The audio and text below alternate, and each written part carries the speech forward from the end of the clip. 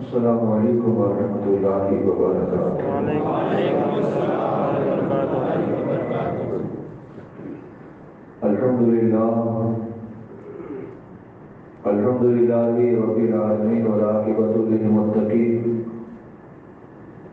والصلاۃ والسلام علی سید المرسلین وعلی آلہ واصحابہ اجمعین، اما بعد۔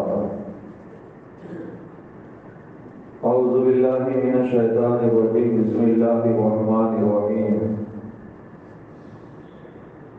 یا ایھا الذین آمنوا استعینوا بالصبر والصلاۃ ان اللہ مع الصابرین ولا تقولوا لمن يقتل في سبيل الله اموات بل احیاء ولكن لا تشعرون وَلَنَبْلُوَنَّكُمْ بِشَيْءٍ مِّنَ الْخَوْفِ وَالْجُوعِ وَنَقْصٍ مِّنَ الْأَمْوَالِ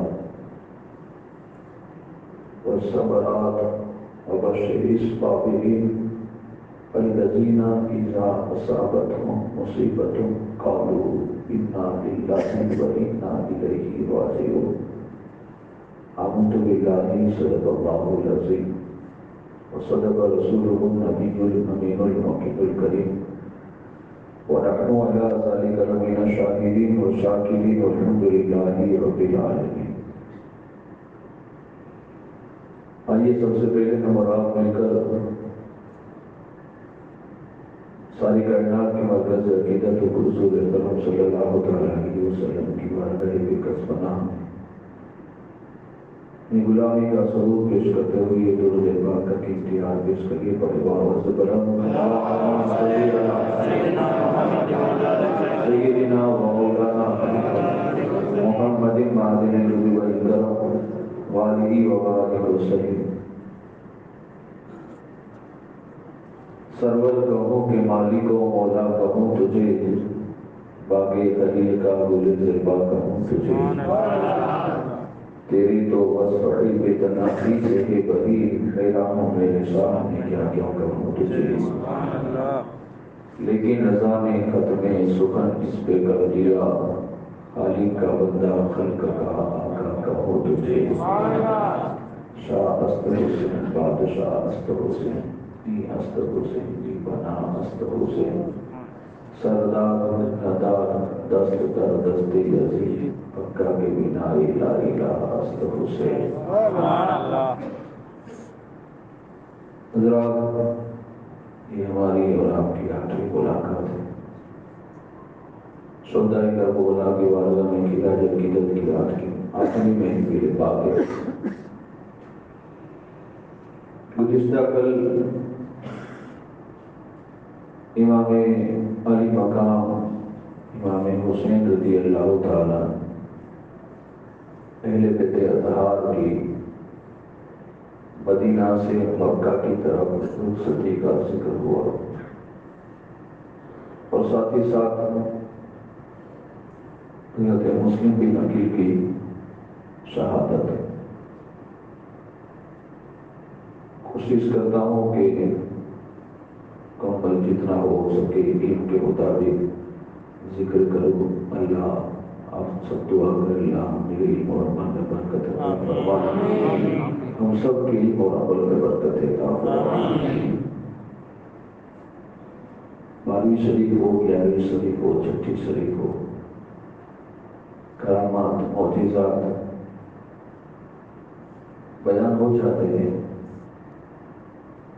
اور پھر رہی بات تو 12 مہینے میں کہیں بھی محفل ہو تو کوئی بھی نبی کا معجزہ اٹھا لیا جائے، تقریریں ہو جاتی ہیں، ولیوں کی کوئی کرامت اٹھا لی جائے واقعات کے طور پر، تو تقریر انتظام پذیر ہو جاتی ہے۔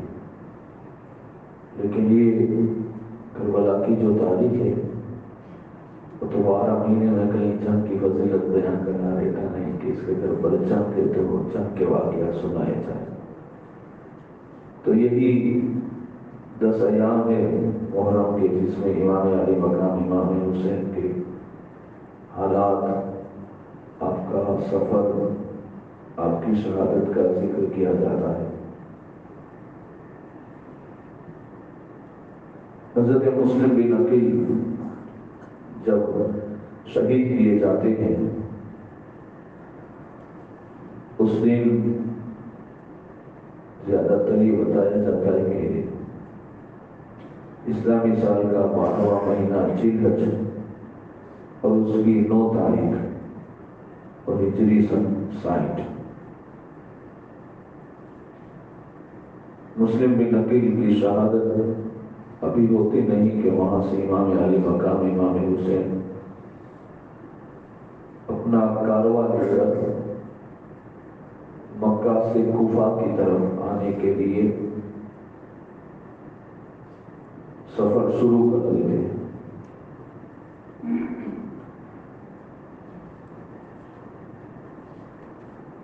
پچھلا سال بھی سنایا تھا کہ آپ کے ساتھ کون کون جانشاں تھے، ان کے کون سے شہزادے تھے، اور امام حسین کا جو سفر ہے وہ کس کس پڑاؤ، کس کس مقام پر آپ اپنا سفر گزارتے ہوئے روانہ ہیں۔ مسلم بن عقیل کے 2 شہزادے، محمد بڑے کا نام ہے، چھوٹے کا نام ابراہیم ہے، جو مکہ سے آپ کے ساتھ چلے تھے۔ جب مسلم بن عقیل کو شہید کیا گیا، ابن زیاد کو خبر پہنچی کہ ان کے 2 شہزادے بھی ساتھ ہیں۔ دیکھیے حالات کچھ ایسے تھے کہ ابن زیاد کو بھی ایسا لگتا تھا کہ یہ اپنی مرضی سے آئے، چاہے مسلم بن عقیل آئے یا امام حسین آ گئے۔ اور امام حسین کے سامنے جو 22,000 کا لشکر تھا، بزرگان دین اور اسلاف فرماتے ہیں کہ اس وقت یہ 22,000 کا جو لشکر تھا، اگر انہیں پتا ہوتا کہ ہمیں حسین کے سامنے لڑنے کے لیے جانا ہے تو 22,000 کا لشکر نہیں ہو پاتا۔ کہ موسیٰ علیہ السلام اور فرعون کا جب مقابلہ ہوا تھا تو فرعون نے سب کو بلایا تھا، جادوگر کو، اور نام دے کر نہیں کہا تھا کہ موسیٰ کے سامنے مقابلہ کرنا ہے، بس مقابلہ کرنا ہے۔ لیکن لشکر میں آ جانے کے بعد پھر پتا چلا کہ سامنے موسیٰ علیہ السلام۔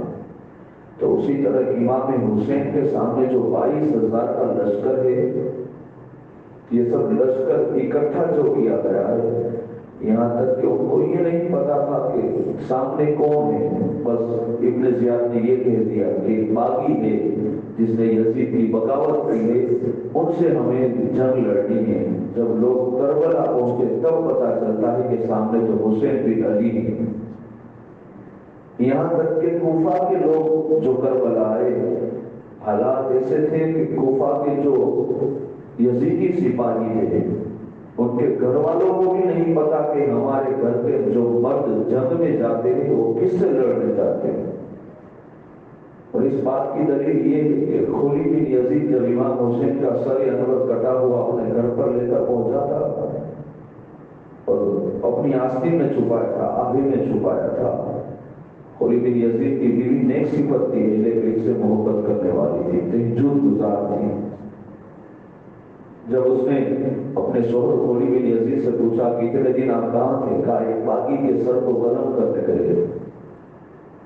اب امام حسین کا سر اپنے مطبخ رسوڑے میں تنور میں رکھ دیتا ہے، تنور بجھا ہوا ہے، بھٹی جو ہوتی ہے وہ بجھی ہوئی ہے، اور خولی بن یزید کی بیوی کو معلوم ہے کہ بھٹی تنور کو میں نے بجھا دیا ہے، لیکن جب تہجد کی نماز کے لیے اٹھی تو پورا گھر روشن ہے اور نور آسمان کی طرف بلند ہو رہا ہے۔ جب خولی بن یزید کی بیوی سوچتی ہے کہ رات کو تو میں نے تنور کو بجھا دیا تھا، یہ روشنی کہاں سے؟ جب گئی دیکھی تو امام علی مقام امام حسین کے پیشانی سے سر نور اتنا بلند ہو رہا تھا کہ خلی میں یزید کا سارا گھر یہاں تک کہ ارد گرد کے گلیاں کوچے بھی امام حسین کے نور سے منور نظر آ رہا ہے۔ یعنی خلی بن یزید کی بیوی کو بھی نہیں پتا کہ یہ میرا شوہر جا رہا ہے، وہ امام حسین سے مقابلہ کرنے جا رہا ہے۔ تو محمد اور ابراہیم، ابن زیاد کو کب پتا چلا کہ ان کے ساتھ محمد اور ابراہیم آئے؟ جب مسلم بن عقیل کی شہادت ہو گئی تھی، تب ان کو شہید کرنے کے بعد پھر کسی نے بتایا کہ ان کے دو شہزادے بھی ان کے ساتھ کفار ہیں، بڑے کا نام محمد ہے، چھوٹے کا نام ابراہیم ہے۔ اور اس وقت یہ دونوں شہزادے قاضی سورے کے گھر پر تھے، جو قاضی سورے جو ہانی بن عروہ کے پاس گئے تھے اور کہا تھا کہ میری اتنی بات میرے قبیلے تک پہنچا دو کہ 10 لوگ اندر آ جائیں تو ابن زیاد کا تختہ الٹ دوں گا۔ وہی قاضی سورے کے گھر پر مسلم بن عقیل کے دونوں شہزادے پناہ میں چھپے ہوئے محفوظ ہیں۔ یہاں پر ابن زیاد کفار اعلان کرتا ہے کہ ہم نے سنا ہے کہ مسلم بن عقیل کے شہزادے بھی سامنے آئے اور وہ کوفہ کے کسی مکان میں پناہ لیے ہیں، اگر کوئی تلاش کر کے آئے گا انہیں تو انہیں انعام اور اکرام سے نوازا جائے گا، اور اگر کوئی پناہ دے گا تو اس کے گھر والوں کو، اس کے گھر کو، سب کو جو ہے میں برباد کر دوں گا، قتل کر دوں گا۔ قاضی سورے نے جب یہ اعلان سنا تو آپ نے غنیمت سے سمجھا کہ شہزادوں کو صبح سویرے باب العراقین وہاں سے مدینہ کے جو قافلے اٹھتے ہیں، بچے کو ان قافلوں کے ساتھ مدینہ شریف بھیج دیا جائے۔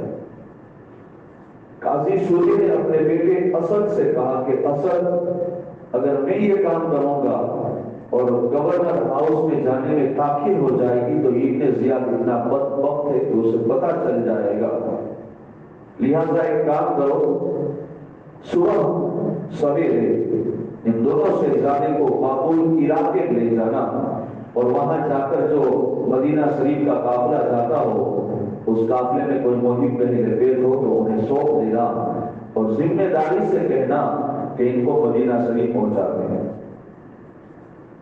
جب صبح قاضی سوری کا بیٹا اسد دونوں شہزادے کو لے کر باب العراقین پہنچے تو پوچھا کسی سے کہ مدینہ شریف کی طرف جانے والے قافلہ، تو کسی نے کہا کہ بس ابھی تھوڑی ہی دیر ہوئی کہ قافلہ نکل چکا ہے۔ اب جو راستہ جا رہا ہے مدینہ شریف کی طرف، قاضی سورے کا شہزادہ اسد دونوں شہزادے کو، محمد اور ابراہیم کو لے کر تیزی کے ساتھ دوڑتے رہے، یہاں تک کہ سامنے قافلے والوں کے جانے کی گرد دھول اڑتی ہوئی نظر آئی تو اسد نے کہا کہ دیکھو شہزادے، سامنے یہ جو غبار اڑ رہی ہے، دھول اڑ رہی ہے، یہ مدینہ کی طرف جانے والے قافلے کی غبار ہے، میں واپس لوٹتا ہوں اور تم دونوں تیزی کے ساتھ چلو اور جا کر اس قافلے میں شریک ہو جاؤ۔ مشکل سے عمر کتنی ہے؟ 8-9 سال قریب ہے شہزادوں کی عمر، 10 سال تک لکھی جاتی ہے۔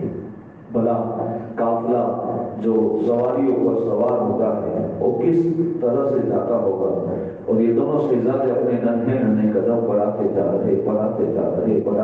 رہے، لیکن آپ نے کیا دیکھا محمد اور ابراہیم نے کہ جو گرد دھول اڑتی ہوئی تھی نظر آ رہی تھی وہ نظر نہیں آتی، لہذا دونوں مایوس ہو گئے، ایک دوسرے کو چپک گئے اور پھر چلتے رہے۔ آخر میں کیا ہوتا ہے، چل کر پھر دیکھا تو اب سامنے ابن زیاد کے سپاہی آ گئے۔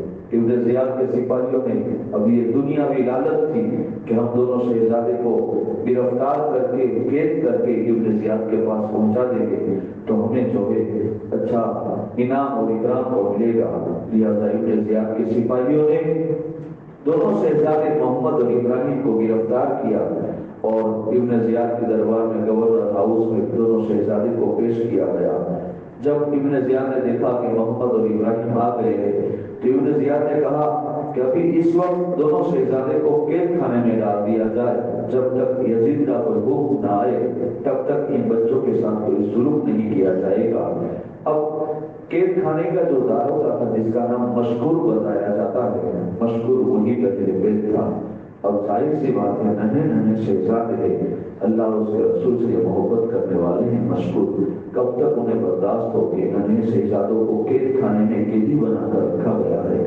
ایک مرتبہ رات کا وقت موقع پایا، دونوں شہزادے کو قید خانے سے رہا کیا، اپنے گھر لے گئے اور گھر لے جانے کے بعد کہا کہ کھانا کھلایا، اچھا لباس پہنایا اور آرام سے سلا دیا۔ پھر کہا کہ دیکھو رات کا جب باہر آ جایا کری تو تم یہاں سے نکل جانا اور قادسیہ کی طرف سے پہنچ جانا، میری انگوٹھی لے جانا، وہاں کی جو داروغہ ہے وہ رشتے میں میرے دوست بھی بھائی بھی ہے، تم جا کر اس سے کہنا یہ میں خط بھی لکھ دیتا ہوں۔ اب یہ خط بھی لکھ دیا گیا اور جب خط لکھنے کے بعد دونوں شہزادے کو رات کی سیاہی میں مسرور نے وہ قادسیہ کی طرف جانے والے راستے کو طرف چھوڑ دیا۔ رات کی اندھیری، رات کی سیاہی چھائی ہوئی ہے، دونوں شہزادے انگوٹھی اور خط کو لے کر چلتے ہوئے چل رہے۔ جب صبح کا سویرا ہوا تو کیا دیکھتے ہیں، جہاں سے چلے تھے وہیں آ کر روکے ہیں۔ اب دونوں گھبرا گئے، دونوں بھاگتے ہوئے دیکھا کہ درخت ایک کھوکھلا، اس درخت کے اندر جا کر دھڑ میں چھپ جاتے ہیں اور یہاں پر مشکور سے ابن زیاد نے حساب شروع کیا۔ ابن زیاد نے کہا مشکور، ہم نے سنا ہے کہ تم نے دونوں شہزادے کو رہا کر دیا اور ان کو یہاں سے بھگا دیا۔ مشکور نے کہا جی ہاں میں نے بھگا دیا۔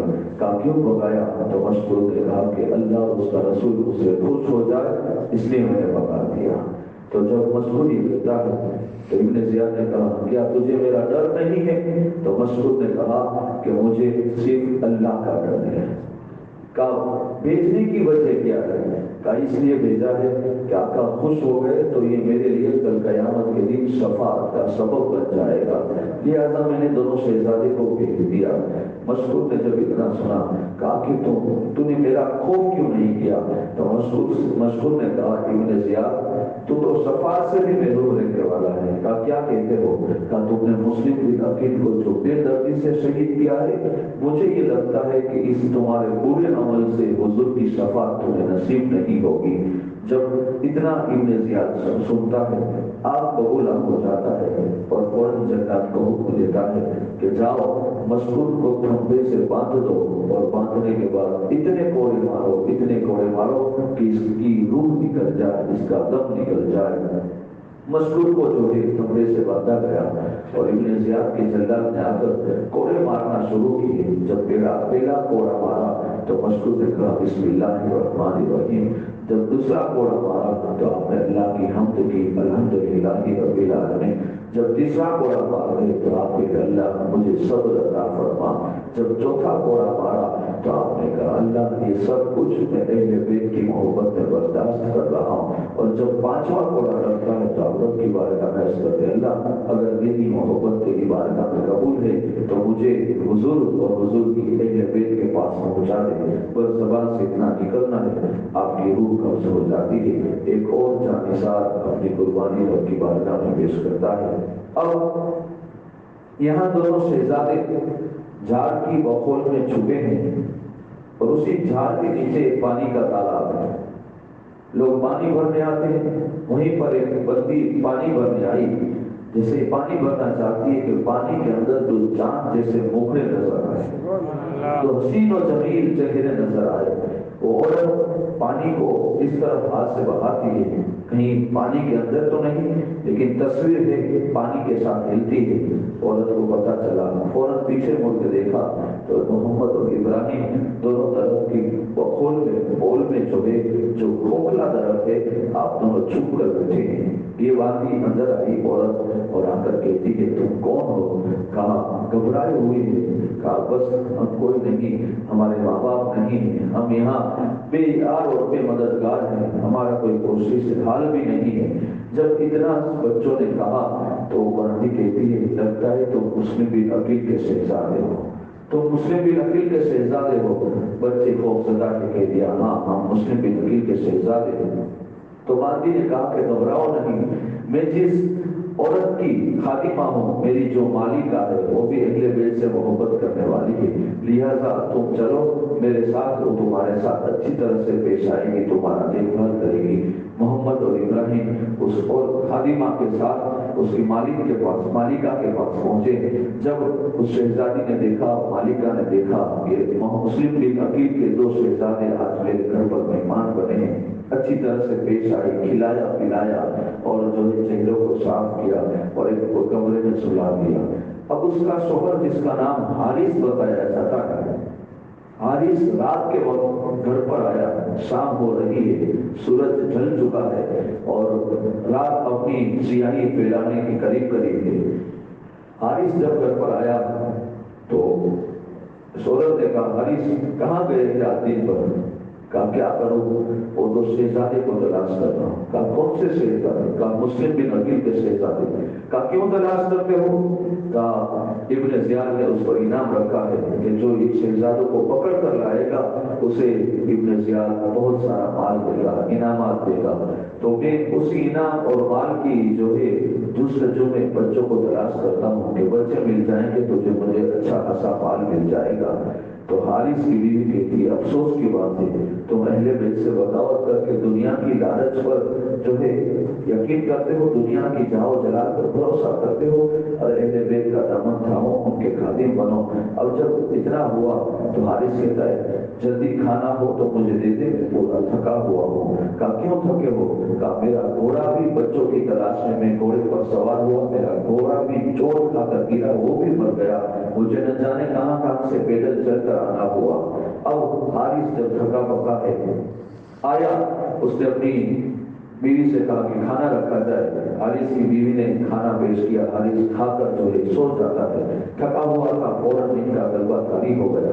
یہاں پر مسلم بن عقیل کے شہزادے دونوں جو سوئے، بڑے بھائی محمد اور چھوٹے بھائی ابراہیم، اچانک محمد کھڑے ہو جاتے ہیں اور کھڑے ہو کر کہتے ہیں ابراہیم اٹھو چھوٹے بھائی، یہ سونے کا وقت نہیں ہے، یہ سونے کا وقت نہیں ہے، میں نے خواب دیکھا ہے، ابھی خواب میں ہمارے والد حضور کے قریب تھے، حضور اکرم صلی اللہ تعالیٰ علیہ وسلم بھی ہے، مولا کائنات مولا علی سے خدا بھی ہے، ماں فاطمہ زہرا بھی ہے، ہمارے بڑے ابا حسن بھی ہے، اور یہاں تک کہ مسلم بن عقیل ہمارے والد جب ان کے پاس پہنچے تو ہمارے نانا حضور نے کہا مسلم بن عقیل اکیلے چلے آئے ہو، شہزادے کو چھوڑ کر آئے ہو؟ تو ہمارے والد نے کہا حضور ان قریب وہ بھی آ رہے ہیں، ان قریب وہ بھی آ رہے ہیں، لہٰذا بھائی اب مجھے اسے لگتا ہے کہ ہمیں بھی قتل کر دیا جائے گا، ہمیں بھی شہید کر دیا جائے گا اور ہمیں بھی حضور کی بارگاہ میں جانا ہے۔ جب بڑے بھائی محمد نے یہ کہا تو جناب ابراہیم بھی کہتے تھے کہ میں بھی یہی خواب دیکھا ہوں۔ اب دونوں آپس میں ملتے بھائی کل صبح جب ہمیں قتل کیا جائے تو مجھے پہلے قتل ہونے دینا، چھوٹا کہتا ہے مجھے پہلے قتل ہونے دینا۔ بڑے نے کہا کیوں؟ تو چھوٹے نے کہا کہ میرے سامنے بڑا بھائی قتل ہو، اس کا لاشا تڑپتا ہو، یہ میں نہیں دیکھ پاؤں گا۔ دونوں آہو بکا کر اٹھے، چیخ ماری اور چلانے لگے، رونے لگے۔ چھوٹے بچے ہیں، ڈراؤنا یہ خواب دیکھا ایسا تو ظاہر سی بات ہے چلا اٹھے۔ جب چیخ پکار بلند ہوئی حارث نیند سے بیدار ہوا اور اس نے اپنی بیوی سے کہا کہ دیکھ ہمارے گھر میں بچے رو رہے، بچوں کی کھکیاری اور آواز آ رہی ہے۔ حارث کی بیوی نے کہا بھلا ہمارے گھر میں تو بچے ہیں نہیں، بچوں کی آواز کہاں سے آ سکتی ہے؟ حارث نے کہا تو ایسے مجھے جواب نہیں دے گی۔ حارث کھڑا ہو اپنے ہاتھوں سے چراغ جلاتا ہے اور چراغ جلانے کے بعد اسی طرف چلتا ہے جہاں سے بچوں کی آواز آتی ہے۔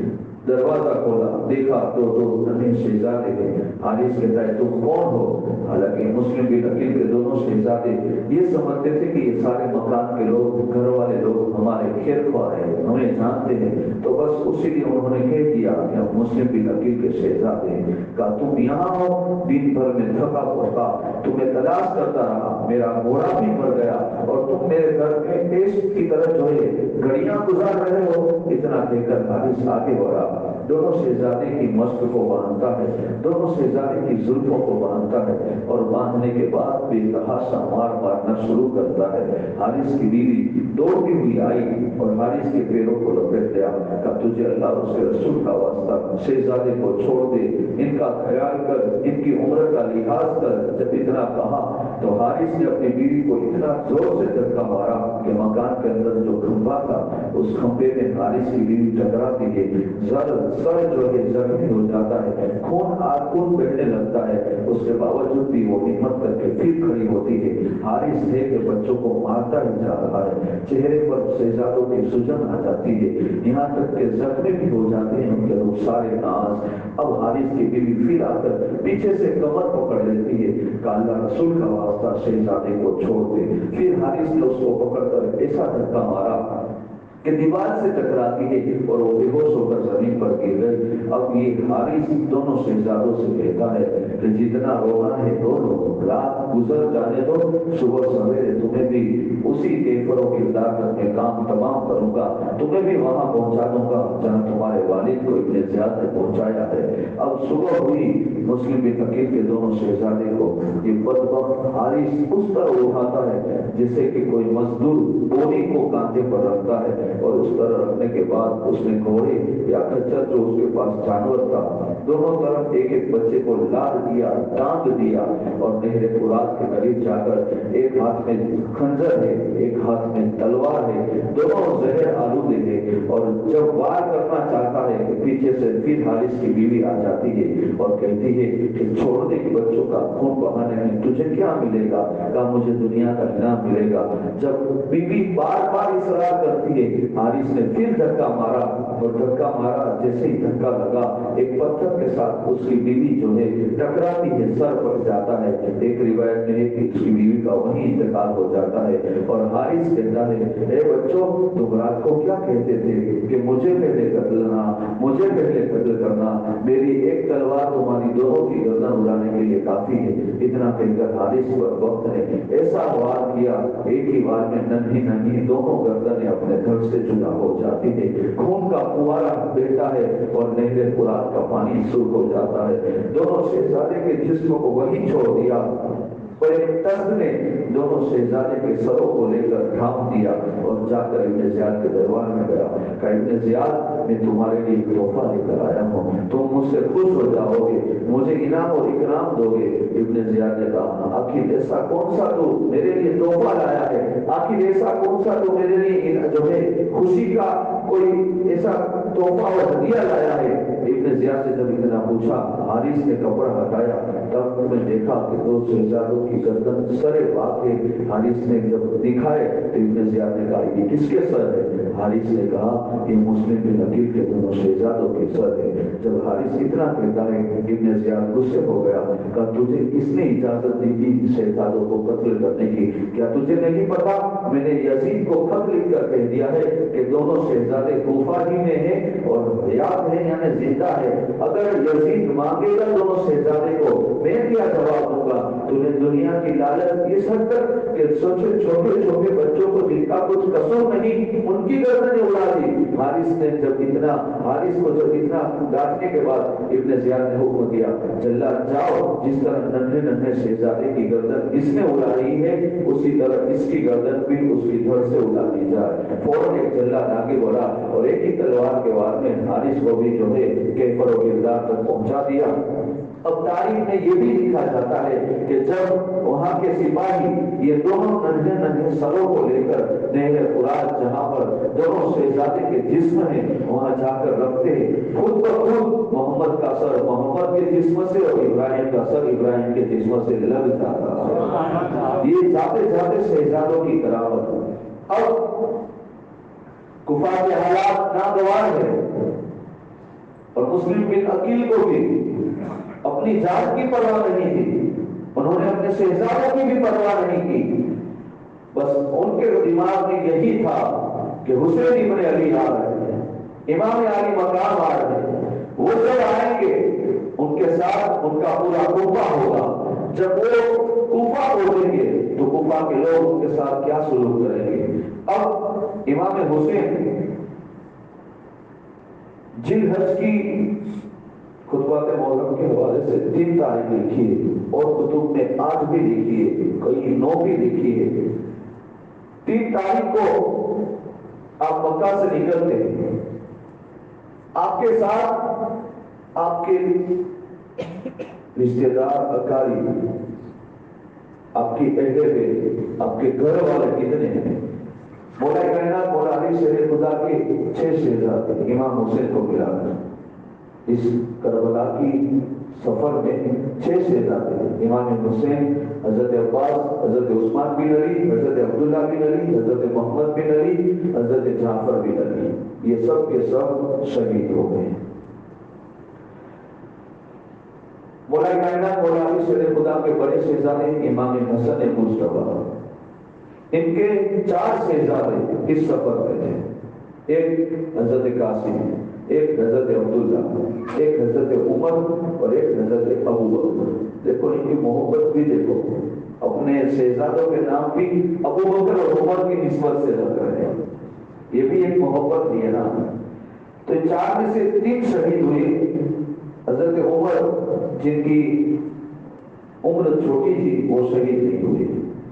امام حسین ان کے 3 شہزادے امام زین العابدین، حضرت علی اکبر اور حضرت علی اصغر اس سفر میں ساتھ ہیں، جس میں سے امام زین العابدین کو شہید نہیں کیا گیا۔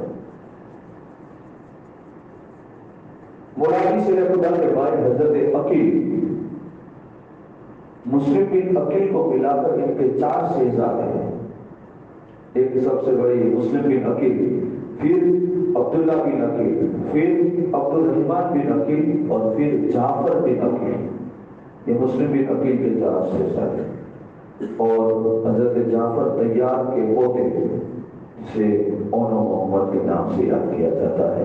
ان کے والد کا نام حضرت عبداللہ بن جعفر۔ حضرت عبداللہ کون؟ حضرت زینب کے شوہر اور امام حسین کے بہنوں ہی۔ یہ ٹوٹل ملا کر 18 لوگ، 19 لوگ ہیں، ٹوٹل ملا کر 19 لوگ ہیں۔ امام حسین کے پوتے کے 19 لوگ ہیں، اس میں سے 2 کو چھوڑ کر 17 نے جام شہادت نوش فرمایا۔ سوچو مسلمانوں، امام حسین نے کس حد تک قربانیاں پیش کی۔ اور اگر پورا ملایا جائے مدینہ مکہ سے ہو کر اب یہ جو کربلا کا سفر شروع ہوا اس میں تقریباً 82 لوگ ہیں، مرد عورت سب کو ملا کر 82 لوگ۔ اب یہ سفر شروع ہوا، جب خط ملا مسلم بن عقیل کا تو امام حسین نے سامان، وہ اپنے طرف سفر کے مولی بستر نہیں تھے، ان کا تو مقصد تھا کہ کوفہ جانا ہے اور جا کر وہاں یہ لوگ کہتے کہ امام نہیں ہمارا کوئی، اگر آپ آؤ گے تو ہمیں ہدایت نصیب ہوگی۔ بس اس نیت سے امام حسین اپنا سارا کوفہ لے کر نکلتے تھے۔ اور اس وقت آپ کو عبداللہ بن عمر، عبداللہ بن زبیر، انہوں نے بہت روکنے کی کوشش کی، کہا حضور آپ مت جائیے، لیکن اس کے باوجود بھی امام حسین فرماتے اب حجت قائم ہو چکی ہے کہ جب مسلم بن عقیل نے کہہ دیا ہے کہ وہاں کے حالات درست ہے، اگر میں نہیں جاؤں گا تو یہ لوگ کوفہ کے لوگ میرے نانا کی بارگاہ میں شکایت کریں گے کہ ہم نے حسین کو بلایا تھا لیکن حسین نہ آئے، اور حسین کے نہ آنے کے بعد ہم نے یزید کے ہاتھ پر مجبور ہو کر بیعت کی، تب میں اپنے نانا جان کو کیا منہ دکھاؤں گا، اس کو میں کیا جواب دوں گا۔ لہذا امام علی مقام امام حسین اپنا سفر شروع کرتے ہیں۔ ابھی آپ مکہ سے باہر نکلتے ہیں کہ مکہ کا جو حاکم ہے جس کا نام عمر بن سعید ہے، اس نے ایک دستہ بھیجا، ایک سپاہیوں کی جماعت بھیجی کہ جاؤ تم جا کر امام حسین کو روکو۔ اب یہ دستہ ہے، امام حسین کو روکنا چاہا لیکن امام حسین صاف انکار کرتے تھے کہ اب میں نہیں روکوں گا۔ لہذا امام حسین تو آگے بڑھے لیکن یہ عمر بن سعید جو مکہ کا حاکم تھا، اس کی فوج اور امام حسین کے جو دوسرے جانشار تھے اس میں ہاتھا پائی ہو گئی، یعنی مارکوٹ، اپنی بھاشا میں کہتا ہوں مارکوٹ ہو گیا۔ یہاں تک کہ جب یہ حالات دیکھے امام حسین نے سب کو شانت کیا، آپ نے اپنا ایک خطبہ دیا مختصر کہ جو ہونا ہے وہ تو ہونا ہی رہے گا، تم روکو یا نہ روکو۔ اس کے بعد آئی ہوئی مکہ کی فوج واپس لوٹ جاتی ہے اور امام حسین اپنا سفر شروع کرتے ہیں۔ جب آپ سفر شروع کرتے کرتے مقام صفا پر پہنچے، جب مکہ میں صفا پر پہنچے تو وہاں کیا دیکھا کہ آپ کے دو ننھے ننھے بھانجے اون و محمد کھڑے ہیں۔ اون و محمد کھڑے ہیں، آپ سے سلام کیا اور سلام کرنے کے بعد عرض کی کہ مامو جان، ہمارے والد عبداللہ بن جعفر نے یہ خط بھیجا، جس خط میں لکھا تھا حسین بس زیادہ لمبی چوڑی گفتگو نہیں، یہ تمہاری فضیلت ہے کہ تم نانا کی آخری پہچان ہو، ہمارے لیے سب سے بڑی تم نشانی ہو، ہم تمہیں دیکھتے ہیں آنکھوں کو ٹھنڈک پہنچتی ہے۔ اے حسین، ہمارا کہنا یہ ہے کہ آپ نہ جائیں، لیکن امام حسین اس خط کو پڑھ کر کوئی جواب نہیں دیتے، آپ آگے بڑھے تو یہاں پر عبداللہ بن جعفر عمر بن سعید جو حاکم مکہ ہے اس کے پاس گئے اور جا کر کہا کہ تم اسی وقت حسین کے نام کا سلح امان نامہ لکھ دو کہ یزید اگر کچھ کرے تو تمہیں امان دینا ہے۔ عمر بن سعید نے کہا میں یزید کا مقابلہ کرنے کے لیے تیار ہوں، لیکن حسین کو روک لیا جائے، حسین کے نام پر میں امان نامہ سلح نامہ لکھنے کے لیے تیار ہوں، کچھ بھی کرو، آپ امام حسین کو روک لو۔ اب یہ خط لے کر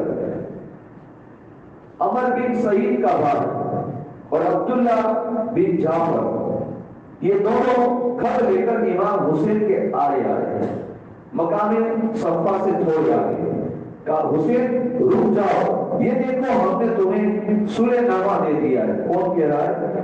عمر بن سعید کا بھائی جس کا نام یحییٰ بن سعید ہے۔ یحییٰ بن سعید نے کہا کہ آپ رک جاؤ، اور ہم نے ہمارے بھائی حاکم ہے، انہوں نے یہ آپ کے لیے امن نامہ دے دیا ہے، کچھ بھی نہیں ہوگا آپ کو۔ تب امام حسین فرماتے پہلی بات تو یہ کہ مکہ حرمت والا شہر ہے، جس طرح مدینہ کی سرزمین پر حضرت عثمان غنی اور عمر فاروق اعظم کو شہید کیا گیا اور قتل غارت کا جو بازار نرم ہوا، حسین نہیں چاہتا کہ اس طرح مکہ کی بھی بے حرمتی ہو، مکہ میں بھی کہیں قتل و غارت میری وجہ سے ہو، کہیں میں نہیں چاہتا۔ میں بہتر یہ سمجھتا ہوں کہ مکہ میں ایک بارش اندر لے کر مرنے سے افضل یہ ہے کہ مکہ سے باہر نکل کر ایک بارش آگے جا کر میں شہید ہو جاؤں، لیکن میں مکہ میں نہیں ٹھہروں گا۔ جب اتنا کہا آپ کے بہنوئی بھی تھے، زینب کے شوہر تھے اور محمد کے والد تھے عبداللہ بن جعفر نے کہا امام حسین میں آپ کو آگے نہیں جانے دوں گا۔ تب امام حسین نے کہا عبداللہ میں نے رات کو ایک خواب دیکھا ہے، وہ خواب میں پورا کر کے رہوں گا۔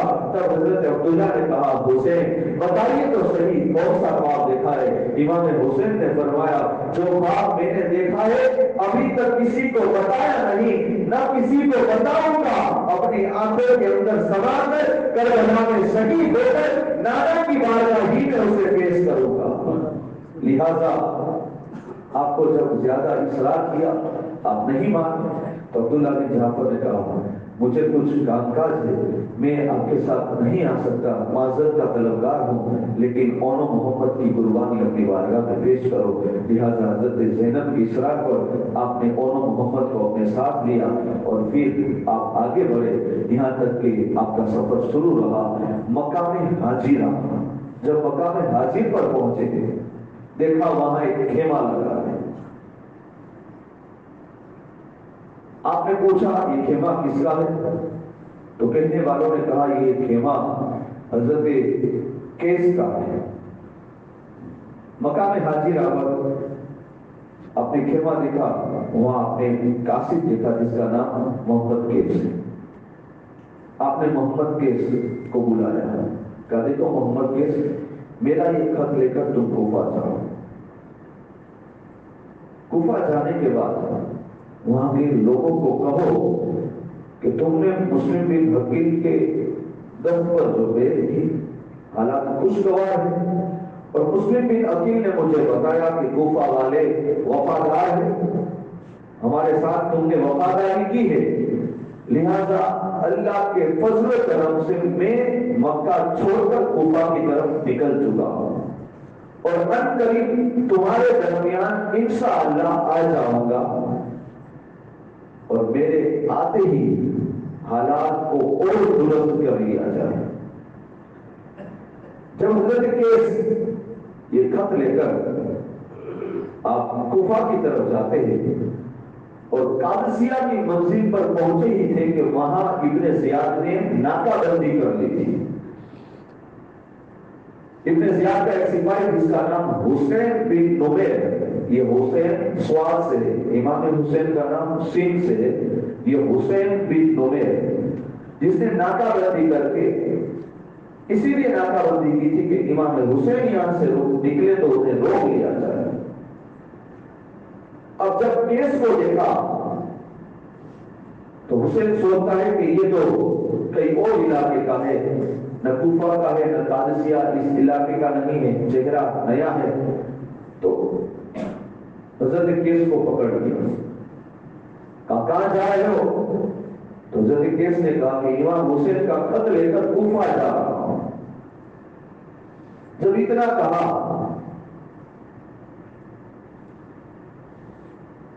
تو کیس کو گرفتار کر کے فوراً حکم دیا کہ یہ ابن زیاد کے پاس بھیج دو۔ کیس وہی خط لے کر ابن زیاد کے دربار گورنر ہاؤس میں اسے قیدی کے طور پر پیش کیا گیا۔ جب یہ ابن زیاد نے خط پڑھا اور حالات جو تھے امام حسین کے طرف سے جو وصیت اور نصیحت تھی، ابن زیاد نے پڑھنے کے بعد کہا کہ یہ تو نہیں ہو سکتا، فوراً حکم دیا کہ کیس اگر تو بچنا چاہتا ہے تو گورنر ہاؤس کی چھت پر جا اور کہتے کہ امام حسین معاذ اللہ باغی ہے اور جھوٹے ہیں۔ کیس نے کہا ٹھیک ہے، اسے گورنر ہاؤس کی چھت پر سپاہی لے کر گئے اور کیس نے کہا اے کوفہ والوں سن لو، اس روئے زمین پر اگر کوئی شخص اور ضرور آیا ہے نا تو حسین ابن علی ہے۔ سبحان اللہ۔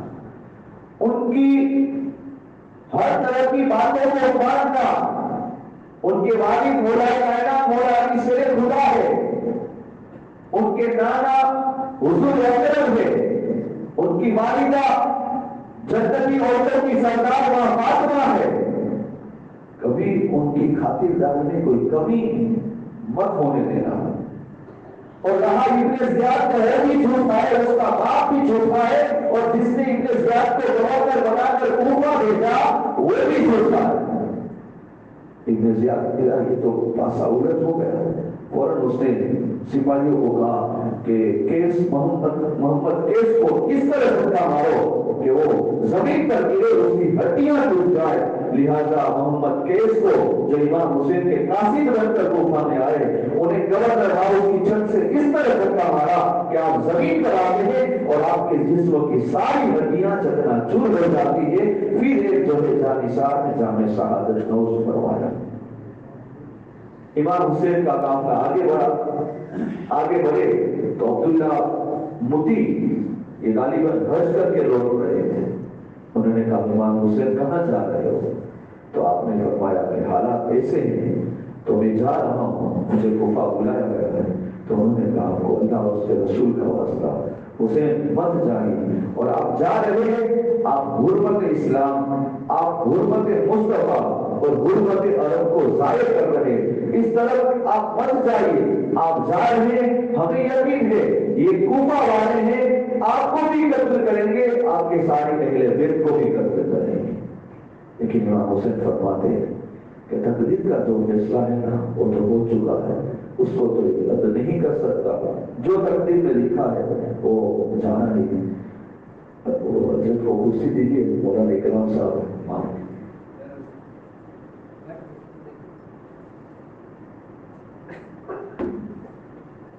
देखिए बात में भूल जाऊँ तो भी कर देता हूँ। ये हाफिज मोहम्मद हुसैन साहब की तरफ से आए ठाकुरगंज में मदरसा है और मदरसे की जो इमारत है वो किराए पर है, बच्चों को पढ़ाते हैं। तो आज जिनकी महफिल में बैठे हैं आप तो माशाअल्लाह, बस आपको तो थोड़ा जज्बा दिला दिया जाए इतना काफी है। जितना हो सके हुसैन के नाम पर, जितना हो सके अली अकबर के नाम पर, अली असगर के नाम पर, अब्बास सलम बरदा के नाम पर मदरसे में आप जो है इमदाद करें। अल्लाह ताला यहाँ भी आपको उसका अजर अता फरमाएगा, इंशाअल्लाह क़यामत के दिन भी अजर अता फरमाएगा। बस मैं चाहता हूँ इतना बोलना आपके लिए काफी है।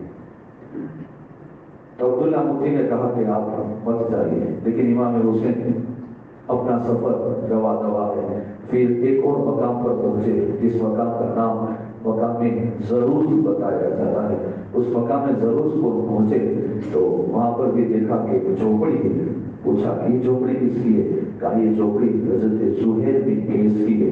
तो इमाम हुसैन ने कासिद को भेजा कि जाओ जुहैर बिन कैस को बुला कर लाओ। जब जुहैर बिन कैस से वो कासिद आकर कहता है कि देखो नबी के नवासे इमाम अली मकाम इमाम हुसैन आए तो उसे मुलाकात करना चाहते हैं। तो जुहैर ने कहा मैं आना नहीं चाहता। तो उसकी बीवी कहती अजीब बात है, शहजादा रसूल चलकर हमारी बस्ती में आए और आप जो है उनसे मुलाकात नहीं करते। तो जुहैर बिन कैस ने कहा मुस्कुरा कर, बस तेरा यही जज्बा सुनना चाहता, तेरा यही जज्बा और तेरा यही इकार, तेरा यही मोहब्बत का जो है इजहार सुनना चाहता था, सुन लिया। आपने हाथ पकड़ा और लेकर चले। इमाम हुसैन की बारगाह में सलाम पेश किया, दस्तबोसी कदम बोसी की। कहा हुजूर मैं आपको गवाह रखकर अपनी बीवी को तलाक देता हूँ, अब इससे आजाद है, जा तू मायके चली जा और अपनी बची बीती जिंदगी अपने भाइयों के साथ गुजार। थोड़ी में सोचते हैं कि मैंने तो इनको यहाँ आने के लिए कहा और ये मुझे आजाद कर रहे, अजीब बात है। तब हजरत जुहैर बिन कैस ने कहा हुजूर आपके साथ ये जो मेरा सफर होने वाला है मुझे तो कई साल पहले मालूम हो गया, मुझे कई साल पहले मालूम हो गया था और आपकी दुआ के सदके, आपकी मरियत ने अल्लाह मुझे करबला की जंग में शिरकत होने का मौका और करबला के शहीदों में मेरा नाम भी शुमार करेगा, इससे बढ़कर मेरे लिए नेमत क्या है? तो इमाम हुसैन ने फरमाया बता तुझे कब से मालूम है? कहा हुजूर सलमान फारसी के जमाने में, सलमान फारसी के जमाने में मैं उनके साथ एक जंग पर गया था मार्च पर, और अल्लाह ने हमको फकीर अता फरमाया और उस वक्त माले गनीमत में बहुत सारा खजाना आया। मैं सिपह सालार की हैसियत से था और सलमान फारसी मुझसे कहते हैं जुहैर बिन कैस तुम खुश हो? आपने फरमाया अल्हम्दुलिल्लाह, अल्लाह ने माले गनीमत में इतना खजाना दिया तो मैं खुश हूं। तो सलमान फारसी बताते इससे भी बड़ी खुशी की बात बताओ। देखो आज लोग कहते हैं नबी को माज़अल्लाह दीवार पीछे करीब नहीं। अरे नबी के सहाबा जो भारत से चलकर आए और कहते जब तक टिके न थे कोई पूछता न था, आपने खरीद कर हमें अनमोल बना दिया। वो सलमान फारसी को अल्लाह ने कितना ही बता फरमाया। तो जिस चौखट पर सलमान फारसी दो जानू देख कर इल्म हासिल किया है उस दरबार का आलम क्या होगा और कोई केव किया तुमसे मियां हो बना जब खुदा की छुपा तुम पे करो। तो सलमान फारसी ने कहा जुहैर बिन कैस इससे भी बढ़कर एक तूने मुझसे और खुशखबरी सुनाओ। तो जुहैर बिन कैस ने कहा हाँ हुजूर सुनाइए। तो सलमान फारसी ने मुझे उस वक्त कहा था कि एक वक्त आएगा तुम वो इलाके में होंगे, इमाम हुसैन करबला जंग के लिए जा रहे होंगे और अल्लाह तुम्हें उनकी मैयत में करबला की शहादत नसीब फरमाएगा। तो मैं खुश हुआ तो ये तो मेरे लिए सबसे बड़ा एजाज और इकराम का मकाम है। तो हजरत जुहैर बिन कैस ने फौरन अपने सिपाहियों से कहा कि तुम आजाद, तुम्हें भी जाना हो तो जाओ, अब मेरा और तुम्हारा कुछ नहीं। तो सारे सिपाहियों ने कहा ऐसे हम नहीं छोड़ेंगे, हम भी आपके साथ हैं तो यहाँ पे भी आपके साथ हैं। अब ये चले थे कितने 82-83 के करीब। अब लश्कर थोड़ा थोड़ा बढ़ता गया, लश्कर बढ़ता गया।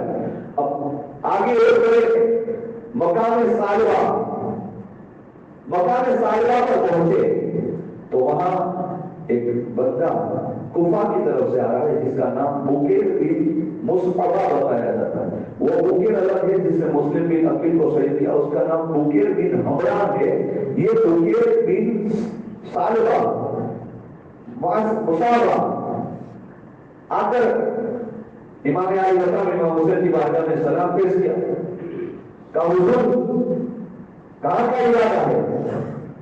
تو امام حسین نے فرمایا کوفہ کی طرف۔ کہا حضور مت جائے، کوفہ سے ہی آ رہا۔ امام حسین فرماتے حالات بتاؤ۔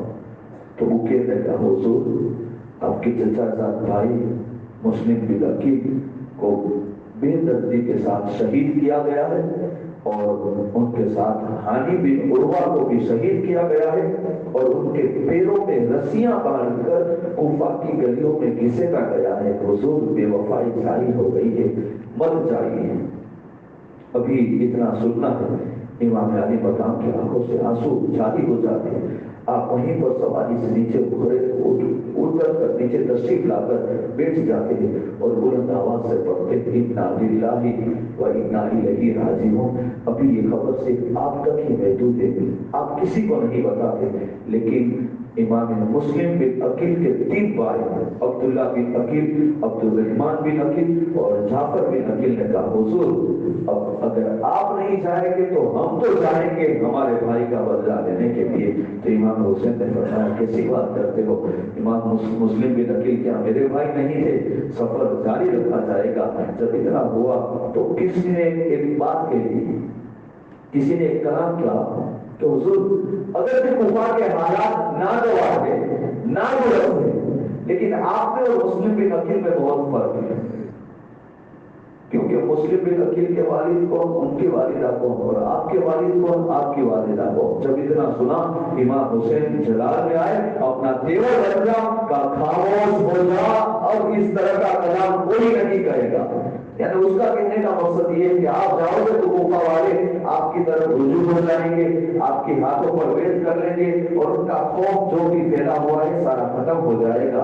اب امام حسین اب ایک پڑاؤ آگے منزل سفر کرتے ہیں۔ جب آپ مقام زوالہ پر پہنچے، وہاں پر بھی پانی کا کنواں آیا، آپ نے سب کو حکم دیا کہ پہلے پانی پیو، اپنی تھکاوٹ اتار لو۔ خیمے ڈالے تھے مقام زوالہ پر، سب نے پانی پیا، اپنے تھکاوٹ کو کم کیا۔ تب امام حسین فرماتے اے لوگوں سنو، ابھی ابھی خبر پہنچی ہے کہ حضرت مسلم بن عقیل کو بھی شہید کیا گیا ہے، اور ارواح جو ہے ان کے ہانی بن عروہ کو بھی جو ہے شہید کیا گیا ہے، شہزادوں کو بھی شہید کیا ہے۔ جب اتنا کہنا تھا لوگوں میں آہو بکا ہوتی، اور امام حسین فرماتے میں ابھی بھی اجازت دیتا ہوں، جس کو جانا ہو وہ جائے اور جس کو رکنا ہو رک جائے۔ بس اتنا کہنا تھا کہ کوئی پورب سے نکلتا ہے، کوئی پچھم سے نکلتا ہے، کوئی مغرب شمال، جس کو جہاں سے موقع ملتا ہے بھاگنے لگے۔ اب لشکر ویسا ہی ہو گیا جیسا کہ مکہ اور مدینہ سے چل کر آئے، صرف زبیر بن قیس ہی کی ذات ہے جو آپ کے ساتھ ہے۔ اب امام حسین کا وہ بڑا سفر آگے پہنچا، یہاں تک کہ جب مقام ذی حسم میں پہنچے، یہ مقام ذی حسم جب آپ پہنچے، ہجری سن 60 پوری ہو گئی، نیا سال کا پہلا دن، محرم کی پہلی تاریخ 61 ہجری شروع ہو چکی۔ مقام ذی حسم میں جب آپ پہنچے تو وہاں پر دیکھا کہ سامنے سے لشکر آ رہا ہے، آپ رک گئے۔ جب لشکر قریب آیا، 1000 کا لشکر تھا، اور 1000 کا لشکر جس کا سربراہ حور بن یزید تھی۔ اب دیکھیے حور بن یزید، اس کا مطلب یہ نہ سمجھے کہ وہ یزید کا بیٹا ہے۔ اس زمانے میں لوگ یزید نام رکھتے تھے، لیکن جب اس یزید نے اپنی یہ ساری جو ہے داؤ پیش کی، اور جو فاطمہ اور جو بھی جو بھی واجب سارے حالات جو اس نے بگاڑے، اس کے بعد کسی نے یزید نام نہیں رکھا۔ تو حور بن یزید تمیمی آ رہے، 1000 کا لشکر لے کر آ کر رک گئے، اور امام حسین سے کہتے ہیں کہ حضور ہمیں حکم ہے کہ ہم آپ کے ساتھ چلیں۔ امام علی مقام امام حسین اس کو سب سے پہلے اپنے ہاتھوں سے سارے لشکر کو پانی پلاتے۔ دیکھو تو صحیح، یہ ہم حسینی ہیں اور حسینی تعلیمات ہم سے بہت سو دور ہیں۔ امام حسین اور ان کے جانثار جو ہے سارے اس کنویں سے پانی جو بھرا ہے، وہ پانی کے جو مسکی سے پانی کے جو برتن ہے وہ آنے والے لشکر کو اپنے ہاتھوں سے پلاتے ہیں۔ اور بوڑھ جو ہے آپ کا یہی انداز دیکھ کر آپ پر فرشتہ ہو چکا تھا، آپ سے محبت کرتے تھا۔ بوڑھ نے کہا کہ حضور بس ہمیں آپ کے ساتھ رہنا ہے، آپ کے ساتھ چلنا ہے۔ امام حسین نے 12 بجے کا غالباً وقت تھا، آپ نے خطبہ کیا کہ لوگوں سنو، میں اپنی مرضی سے آیا نہیں ہوں، تم ہی لوگوں نے مجھے بلایا ہے۔ اب اگر میرا آنا تمہیں پسند نہ ہو تو میں واپس مجھے لوٹنے دیا جائے۔ انہوں نے کہا یہ تو نہیں ہو سکتا۔ تو امام حسین فرماتے ہیں تو پھر مجھے لوٹنے کیوں نہیں دیا جاتا؟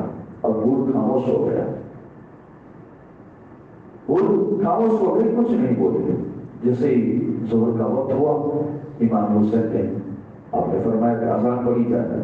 جب اذان پڑھی گئی، نماز کے لیے جماعت کھڑی ہوئی تو امام حسین فرماتے ہو کیا ہمارے ساتھ نماز پڑھو گے یا اکیلے نماز پڑھو گے؟ تو خود نے کہا آپ کے ہوتے ہوئے ہم تنہا نماز کیسے پڑھ سکتے؟ گویا 1000 کا لشکر امام حسین کے پیچھے یہ مقام ذی حسب میں نماز ظہر ادا کر رہا ہے۔ ظہر کی نماز پڑھنے کے بعد امام حسین اپنے خیمے میں تشریف لے جاتے ہیں، تھوڑی دیر آرام کیا، عصر کا وقت ہو رہا ہے، امام حسین خیمے سے باہر تشریف لایا اور پھر حکم دیا کہ سفر کی تیاری کی جائے۔ اس سے پہلے کہ نماز عصر پڑھ کے سفر شروع ہوگا۔ عصر کی نماز کا وقت ہو رہا ہے، عصر کی نماز کے لیے آذان کا حکم دیا گیا۔ جیسے ہی آذان بلند ہوئی پھر امام حسین نے حضور سے فرمایا حضور اب کس کے پیچھے نماز پڑھو گے؟ حضور نے کہا جب ظہر آپ کے پیچھے پڑھی گئی تو ہم عصر کیوں آپ سے علیحدہ پڑھ سکتے ہیں؟ لہٰذا امام حسین کے ساتھ امام حسین کی میت میں حضور نے عصر کی نماز بھی پڑھی۔ جب عصر کی نماز پڑھی تو پھر امام حسین نے مخاطب ہو کر فرمایا اے حضور دیکھو تمہارے ہی لوگوں نے ہمیں خط بھیجا ہے اور مجھے بلایا ہے، اب میرا آنا تمہیں پسند نہیں، اس طرح میرے ساتھ ساتھ چلنا، تو تم اگر چاہتے ہو کہ میرا تمہارے یہاں آنا پسند نہیں تو بھی وقت ہے مجھے واپس لوٹنے دیا جائے۔ یہاں تک کہ امام حسین نے تو حکم دے دیا کہ اپنی سواریوں کو یہیں سے واپس جو ہے مقام ذی حسب سے واپس کر دیا جائے، لیکن حضور نے سواریوں کو روکا، کہا امام حسین میں آپ کے ساتھ لڑنے نہیں آیا، بس آپ کو ساتھ چلنے آیا ہوں۔ تو امام علی مقام امام حسین فرماتے تو تیرا مقصد کیا ہے؟ تیری ماں تجھے روئے، یہ جملہ جب امام حسین فرماتے تو حضور نے کہا امام علی مقام پہ آپ کا ادب و احترام کرتا ہوں، اگر یہاں کوئی عرب کا دوسرا ہوتا تو میں تو اس کی ماں کو اسی وقت رلا دیتا، یعنی قتل کر دیتا، لیکن آپ یہ جو جملہ کہا میں آپ کی ماں فاطمہ کا ادب و احترام کرتا ہوں، میں اس طرح کا جملہ نہیں کہہ سکتا۔ اب امام حسین کے سامنے حضور نے بھی اپنی محبت کا اظہار کیا تو امام حسین فرماتے حضور تو یہ کہتا ہے کہ اپنے مجھے ساتھ لے کر چلے گا، بتا تو مجھے اپنے ساتھ کہاں لے کر جانا چاہتا ہے؟ حضور نے کہا حضور ظاہر سی بات ہے، ابن زیاد کا حکم ہے کہ میں آپ کے ساتھ ساتھ چلوں اور آپ کو کوفہ ابن زیاد کے پاس لے جاؤ۔ تو امام حسین فرماتے یہ تو نہیں ہو سکتا، قسم خدا کی میں ابن زیاد کے پاس نہیں آ سکتا۔ تو حضور نے بھی کہا قسم خدا کی میں آپ کو ابن زیاد کے پاس ہی لے کر رہوں گا۔ جب تکرار ہوئی تو حضور نے کہا کہ حسین آپ ہی بتائیے آپ کیا چاہتے ہیں؟ امام حسین فرماتے میں نے تو کہا مجھے واپس لوٹا دیا جائے۔ حضور نے کہا حضور یہ تو نہیں ہو سکتا، چلو آپ واپس نہ لوٹو، چلو میں آپ کو کوفہ نہیں لے جاتا، بیچ والا راستہ نکالا جائے۔ बीच वाला रास्ता निकाला जाए। तो इमाम हुसैन फरमाते ठीक है, ये कुफा की तरफ जाने वाला रास्ता मोड़ दिया जाए और कादसिया और जो है मकाम कादरिया की तरफ जो रास्ता है, इमाम हुसैन फरमाते कि इस तरफ जाया जाए। जब आपने अपना सफर इस तरफ शुरू किया, अब एक मकाम आया जहां कहा जाता है उस मकाम को मकाम कसरे बनी मका थी। मकाम कसरे बनी मका थी। शाम का वक्त हुआ, पड़ाव डालना था। इमाम हुसैन अचानक 3 मरतबा फरमाते इन्ना लिल्लाहि व इन्ना इलैहि राजिऊन, इन्ना लिल्लाहि व इन्ना इलैहि राजिऊन, इन्ना लिल्लाहि व इन्ना इलैहि राजिऊन। हजरत इमाम ज़ैनुल आबिदीन आए, कहा अब्बा हुजूर आखिर अचानक ये 3 मरतबा इन्ना लिल्लाहि व इन्ना इलैहि राजिऊन पढ़ने की सबब क्या है, पढ़ने की वजह क्या है? तब इमाम हुसैन फरमाते अभी मेरी आंख लगी, मैंने आवाज सुनी, कहने वाला कह रहा है कि हुसैन ये जो रास्ता है वो तुम्हारी शहादत की तरफ रास्ता है, ये रास्ता जो है वो तुम्हारी मौत सामने से आ रही है, तुम्हें कत्ल किया जाएगा। तो इमाम ज़ैनुल आबिदीन मुस्कुरा कर फरमाते ए अब्बा हुजूर, इमाम अली मकाम इमाम हुसैन, क्या हम हक पर नहीं है? हम जा रहे हैं सब हक पर नहीं है? इमाम हुसैन फरमाते कसम उस रब की जिसने मुझे दुनिया में पैदा फरमाया, हाँ हम हक पर है, हम जिस मजहब पर है हम हक पर है, हम जिस शरीयत पर है हक पर है। इमाम ज़ैनुल आबिदीन फरमाते जब हम हक पर है तो हमें ऐसी मौत की परवाह ही नहीं। जब हम हक पर है तो हमें मौत की परवाह नहीं, आ जाए मौत भी हमारे सीने से लग जाए। जब इमाम ज़ैनुल आबिदीन के अल्फाज सुने, इमाम हुसैन मुस्कुरा कर फरमाते इमाम ज़ैनुल आबिदीन जा, अल्लाह तुझे तेरे मकाम को और बुलंद फरमाए, अल्लाह तेरी उम्र में दराज की अता फरमाए, अल्लाह तुझे बरकत और रहमतों से माला माल फरमाए। यही दुआ थी इमाम ज़ैनुल आबिदीन की। आज नस्ल पाक तेरी नस्ल पाक में है, बच्चा बच्चा नूर का, दूधे इन्हें नूर तेरा सब कराना नूर का। अब सफर और आगे शुरू हुआ, यहाँ तक कि अब वो बस्ती आई जिसे मक्का में नेनवा कहा जाता है। मक्का में नेनवा पर जब पहुंचे, देखा कि सामने से घोड़े सवार आ रहा है। घोड़े सवार आया, इमाम हुसैन को देखता है और इमाम हुसैन से कुछ बात नहीं करता, सीधा जाकर घोड़ के करीब खड़ा है और कहा कि देखो ये खत है इब्न ज़ियाद की तरफ से और पढ़ो। घोड़ ने वो खत खोला और पढ़ा, उसमें हुक्म लिखा था इब्न ज़ियाद की तरफ से ये हुक्म है कि इमाम हुसैन जहां है उन्हें रोक लिया जाए और हो सके तो तटीय मैदान और हो सके तो ऐसी जगह जहां पानी ना हो उस जगह हुसैन को रोक दिया जाए और जब तक यजीद का कोई हुक्म ना आए तब तक हुसैन के साथ कोई सुलह न किया जाए। और ये जब खत खून लेकर इमाम हुसैन की बारगाह में आया, अब समझिए ये मुहर्रम की तारीख शुरू हो चुकी और जब ये खत इमाम हुसैन की बारगाह में पेश किया गया तो इमाम हुसैन पढ़कर फरमाते हो एक सामने एक बस्ती नजर आ रही, ये मक्का में नेनवा है, सामने एक बस्ती है कादिरिया, थोड़ा आगे चलो, उस बस्ती के करीब करीब कहीं पड़ाव डालेंगे। जब बस्ती के करीब करीब पहुंचे, कादिरिया के थोड़ा आगे चले तो वो के सिपाही ने आकर कहा इमाम हुसैन अब हमको इजाजत नहीं कि हम आपको यहाँ से आगे जाने दिया जाए। तो इमाम हुसैन ने फरमाया लोगों जानते हो कोई ये कौन सा इलाका है? तो किसी ने कहा हाँ इसे करबला कहा जाता है, इसे करबला कहा जाता है।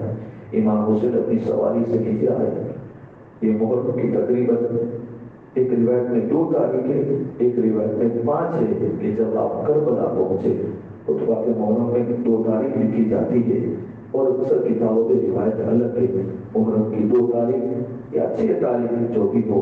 जब आप वहां पहुंचे थे फौरन आपने फरमाया कि बस ये हमारी आखिरी पहचानगा है, ये हमारे जानवर बांधे जाएंगे, खेमे गाड़े जाएंगे और यहाँ हमको शहादत का जाम नोश फरमाना। जब इमाम हुसैन करबला पहुंचे तो हूर ने कह दिया कि हमने इमाम हुसैन को करबला में जो है रोक दिया है और वहीं उनके खेमे डाल दिए और करीब में नहर फुरात हुई। تو ابن زیاد اتنا سنتا ہے نہرے فرات ہے. اب سامنے 1000 کا لشکر ہے، یہاں مشکل و مشکل مرد اور عورت کو ملا کر کچھ 82 کے قریب دستہ ہے. فوراً ابن زیاد نے عمر ابن سعد بن ابی وقاص کے بیٹا عمر، جو اس وقت ابن زیاد کے حکم پر کسی باغی کا سر قلم کرنے کے لیے ایران کی طرف نکلا تھا، اور جسے حکومت رائے کی جو ہے لالچ بھی دی تھی کہ اگر اس باغی کا سر قلم کر دیا جائے گا تو حکومت اور جو رائے ہے وہ تجھے سونپ دی جائے گی. لہذا فوراً خط اس نے کیا ابن زیاد نے کہ ایران کی طرف جو جا رہے ہو وہ بعد میں پہلے امام حسین کا جو ہے میٹر نپٹایا جائے. تو عمر ابن سعد تو امام حسین کو جانتا تھا کہ نبی کے شہزادے ہیں، مجھے اس میں نہیں آنا.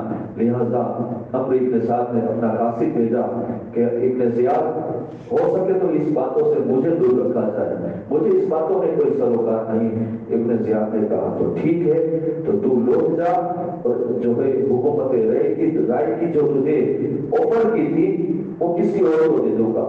جب اتنا سنا تو دنیا کا ایک بدوش، دنیا کا لالچی آدمی کہتا ہے مجھے 1 دن کی مہلت دو، 1 دن کے بعد میں تمہیں جواب دیتا ہوں. 1 دن سوچنے کے بعد عمر بن سعد نے جو ہے خط لکھا کہ ٹھیک ہے میں تمہارے مشورے پر راضی ہوں، اور اپنا 4000 کا لشکر لے کر اسی وقت کربلا پہنچتا ہوں. 4000 کا لشکر لے کر عمر بن سعد کربلا پہنچا.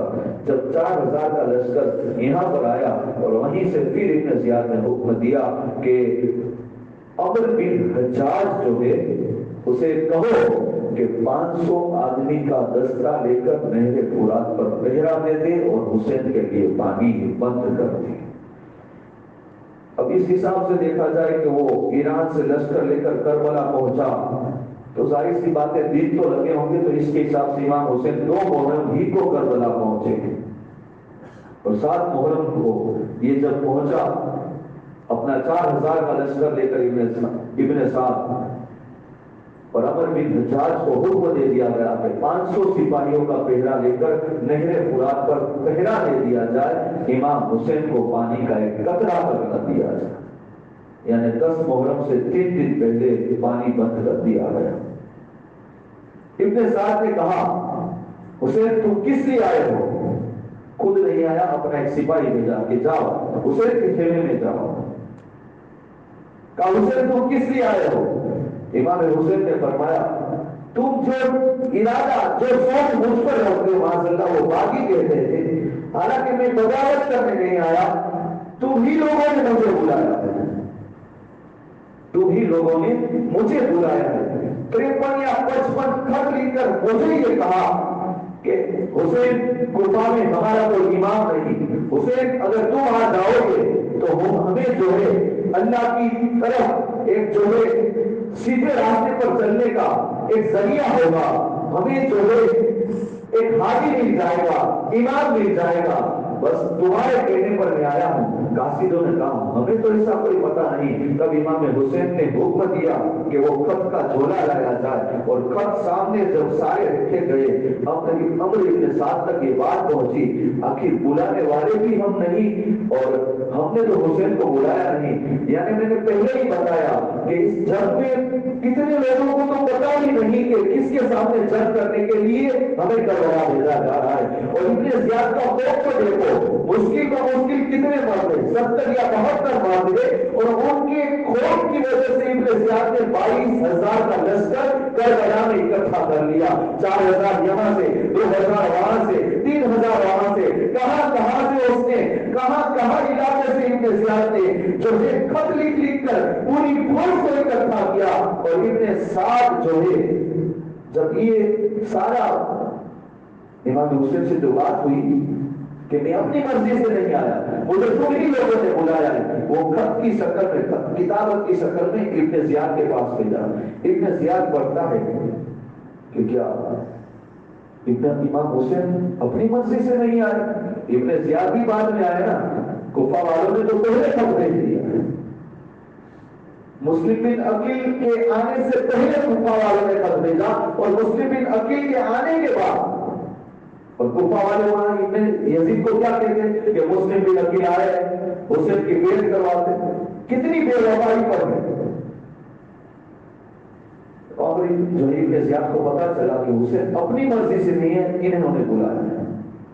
امام حسین نے اپنا ایک قاصد بھیجا کہ جاؤ عمرو ابن سعد سے کہو کہ میں ان سے ملاقات کرنا چاہتا ہوں.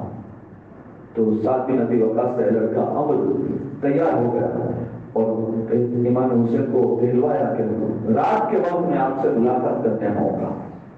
20 سپاہیوں کو لے کر عمرو ابن سعد امام حسین کے کھیلے کی طرف آیا اور یہاں سے امام حسین 20 سپاہیوں کو لے کر ابن سعد کی طرف سامنے گئے. دونوں جب قریب ہوئے اپنے سپاہیوں کو الگ کر دیا.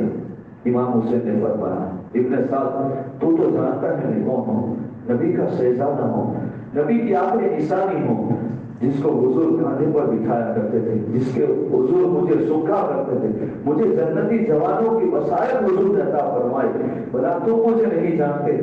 ابن سعد نے کہا امام حسین آپ کیا چاہتے ہیں؟ تب امام عالی مقام امام حسین نے فرمایا میری 3 باتیں ہیں, اس میں سے کوئی ایک قبول کر لو. پہلی بات یہ میں جہاں سے آیا ہوں وہاں مجھے جانے دیا جائے, میں واپس لوٹ جاؤں گا. دوسری بات یہ چلو مجھے تو واپس نہیں لوٹنے دیتے, میں واپس نہیں جاؤں گا, مجھے کسی سرحد پر بھیج دو, میں اپنے کنبے کو لے کر وہ سرحد پر اپنی بچی کی زندگی گزاروں گا. اگر یہ بھی نہیں کر سکتے تو ڈائریکٹ مجھے ملک کے ساتھ دمشق جانے دو تاکہ میں یزید سے اسی طرح بات کر لوں جس طرح میرے بھائی حسن نے حضرت امیر معاویہ سے بات کی تھی. یہ 3 بات رکھی. عمرو بن سعد تھوڑا خوش مزاج ہوا کہ حسین کی یہ 3 شرطیں اچھی ہیں. یہ امام حسین دیکھو امت میں جو ہے آپ توڑ کرنا نہیں چاہتے, امت کو توڑنا نہیں چاہتے, اچھی اچھی باتیں. فوراً ابن زیاد کو یہ لکھا عمرو بن سعد نے کہ حسین کی 3 شرط ہے, اور امام حسین فرماتے ہیں کہ 3 شرط میں سے ایک شرط بات جو ہے قبول کی جائے. جب کوفہ گورنر ہاؤس میں امام حسین کی یہ 3 شرط کربلا سے روانہ ہوئی اور گورنر ہاؤس میں پہنچی, ابن زیاد جب پڑھ رہا ہے پڑھتا جا رہا ہے اور مسکراتا جا رہا ہے. حسین کتنے اچھے ہیں, حسین کتنے خوش مزاج ہے. حسین دیکھو تو صحیح قوم امت میں جو ہے بٹوارا نہیں چاہتے, امت کو ملا کر کرنا چاہتے. جب یہ اچھی اچھی باتیں امت کو سمر جیل جوسن نہیں روشن ہی ہے لگانے والی جو ہوتی ہے نا, یہ جیل جوسن ہی ہے. وہ بدبخت جب جتنا سنتا ہے اس نے کہا کہ ابن زیاد تمہیں نہیں معلوم تم نے کسے بھیجا ہے؟ عمرو بن سعد نے بھیجا ہے, اور وہ حضور کے جو ہے ماموں کے لڑکے ہیں. اس نسبت سے وہ روزانہ حسین کے ساتھ رات کو بیٹھ کر باتیں کیا کرتے ہیں. اور ابن زیاد تم کیا کر دو. عمرو بن سعد جواب نہیں, وہ تو سپاہی کی حیثیت سے کھڑا ہے, بنا تمہیں صلح کرنی چاہیے یا وہ کو صلح کرنی چاہیے؟ وہ کون صلح کرنے والا؟ اگر آج امام حسین کی بات کو مان لی جائے گی تو تمہاری ہار ہوگی, حسین جیت جائے گا. بس اتنا کہنا تھا جو ہے کھلی میں یہ سمر جیل جوشن کا. تو فوراً یزید نے کہا کہ ابن زیاد نے کہا ہاں تو نے صحیح کہا. فوراً جو ہے ابن زیاد نے کہا کہ میں خط لکھتا ہوں, اور خط لکھنے کے بعد تو ہی جا, اور جا کر ابن سعد کو ہی میرا خط پہنچا. اس خط میں لکھا تھا ابن سعد تو کوئی گورنر نہیں ہے, تجھے میں نے سپاہی بنا کر بھیجا ہے, اور تو میرے تابع ہے, میں تیرے تابع نہیں. تو جو بھیجے گا مجھے اس پر عمل نہیں کرنا, میرا جو حکم ہوگا اس پر تجھے عمل کرنا ہے. اگر تو حسین کو سنبھال پاتا ہے تو سنبھال, ورنہ ہٹ جا اور ساری بات کو سمر کو سونپ دے. جب سمر یہ خط لے کر پہنچا ابن سعد کے پاس, ابن سعد جب یہ خط پڑھتا ہے تو غصے سے ہو کر کہتا ہے وقت سمر یہ تیری ہی جان ہے, تو یہ سارا پاسے الٹ کرتا ہے. اگر تو یہ بیچ میں نہ ہوتا تو ہو جاتی صلح, کچھ باتیں مان لی جاتی, لیکن یہ سب کچھ تو ہی بگاڑا ہے. لیکن اب ابن سعد بھی ہے جو حکومت رائے کو چھوڑنا نہیں چاہتا, دنیا کی لالچ ہے. اس نے کہا ٹھیک ہے میں ہی جو ہے سپاہی کی حصے سے رہوں گا, سپہ سارا میں ہی جنتا جو ہے نکارا بجانے کا حکم دوں گا. یہاں پر جو ہے یزیدی لشکر اپنا آگے لشکر آگے چلاتا ہے، گھوڑے کی ٹاپ آگے ہوتی ہے، اور وہاں امام حسین اپنے خیمے کے پاس تلوار کو ٹیک لگا کر، دو زانوں ٹیک کر، آنکھیں بند کیے ہوئے ہیں، آنکھیں بند کر کے جیسے ہی بیٹھے تھے، اچانک گھوڑوں کی آواز آئی۔ حضرت زینب نے پردے میں آ کر امام حسین کے کندھے مبارک پر اس طرح تھپی لگائی، بھائی حسین کس خیال میں ہو؟ امام حسین فرماتے، بہن زینب میں نے ابھی نانا جان کو دیکھا خواب میں، حضور فرما رہے حسین اب تم ہمارے پاس آ رہے ہو، حسین اب تم ہمارے پاس آ رہے ہو، یعنی زینب اب وہ وقت آ گیا۔ سیدہ زینب فرماتی ہے، ہاں حسین میں بھی سن رہی ہوں، لشکر یزید قریب آ رہا ہے۔ اے امام حسین آج محرم کی 9 تاریخ ہے، بس انہیں دے دیا جائے، آج کچھ نہ کرے، جو بھی کرنا ہے کل کرنا، آج کی ایک رات ہمیں عبادت میں گزار دینی چاہیے۔ مسلمانوں بار بار بتایا جاتا ہے، لیکن آج معاف کرنا برا لگے تو، کیونکہ میں نہیں بولوں گا تو میری بھی پکڑ ہوگی۔ آج خرافات جو ہمارے ہو رہے ہیں، اکثر اس میں وہی لوگ ہوتے نا تو جمعہ بھی نہیں پڑھتے، ماشاءاللہ جو جمعہ کی نماز پڑھتے وہ کچھ سوجھ بوجھ رکھتے ہیں۔ آج ہم محافل سے مجالس سے دور، 10ویں رات محرم کی، ماشاءاللہ کیا کہتے ہیں، سرکس کی رات۔ اب یہ کوئی سرکس نہیں ہے، باپ کی شادیوں کا جلوس نہیں نکلتا، سرکس کہتے ہیں۔ سرکس کسے کہتے ہیں؟ یہ کوئی سرکس کہنا کا، یہ عاشورہ کی رات ہے۔ آج سیدہ زینب کہتی ہے عاشورہ کی رات ہے، اللہ کے نزدیک بہت عظمت والی رات ہے۔ اس رات کی قدر و قیمت کرنی چاہیے۔ اس رات ہم کیا کرتے ہیں؟ پورا دن، پوری رات مسجدوں میں گزارتے ہیں، پوری رات یہاں وہاں مائع ذہن ادب کے ساتھ میں آپ کی بارگاہ میں التماس سے عاجزانہ پیش کرتا ہوں، تو وہی سیدہ کونین کی جوڑے باندھی ہو جن کی چھتر چھایا میں تمہیں جنت میں جانا انشاءاللہ نصیب ہوگا۔ لیکن آج ماں خاتون جنت کی تعلیم کو تم روک رہی ہو بے پردگی کے ساتھ، اس طرح میک اپ اور لپسٹک لگا کر ان راتوں میں جو ہے اپنا آپ کا بنا اور سردار ظاہر کرتی ہو جیسے کہ کسی کی شادیوں میں جا رہی ہو۔ ارے یہ شہادت کی رات ہے، اس سے بڑھ کر آگے دیکھو یہ اللہ کے نزدیک کتنی پسندیدہ رات ہے۔ اور اس رات سید ذاتیوں نے، خاندان اہل نبوت کی مستورات نے قرآن کی تلاوت کی، درود شریف پڑھے، جو ہے آقا کی بارگاہ میں نغمے پیش کیے، اور ہم اتنے بڑے ہو کر عیاشیوں میں گزارے ایک رات، فجر کی نماز بھی ہماری چھوٹ رہی ہے اور حسینیت کا دعویٰ کرتے ہیں۔ تمہاری دعویٰ، ہمارا یہ دعویٰ میں کہتا ہوں سراسر غلط ہے۔ اگر حسینی دعویٰ ہوتی نا تو کم سے کم عاشورہ کی فجر کی نماز کسی کی نہ چھوٹتی۔ لیکن آپ کو حال یہ ہے، ہر مسجد، ہر شہر، ہر گاؤں، ہر علاقے میں جہاں آزاد ہوتی ہے وہاں یہ لوگ جسے سرکس کہتے ہو نا، وہ سرکس پورا کر کے گھر پر جا کر سو جاتے ہو۔ یہ حسینیت نہیں ہے۔ یاد رکھنا ماں فاطمہ زہرا اس کا سوال کرے گی، یاد رکھنا امام حسین اس کا سوال کریں گے۔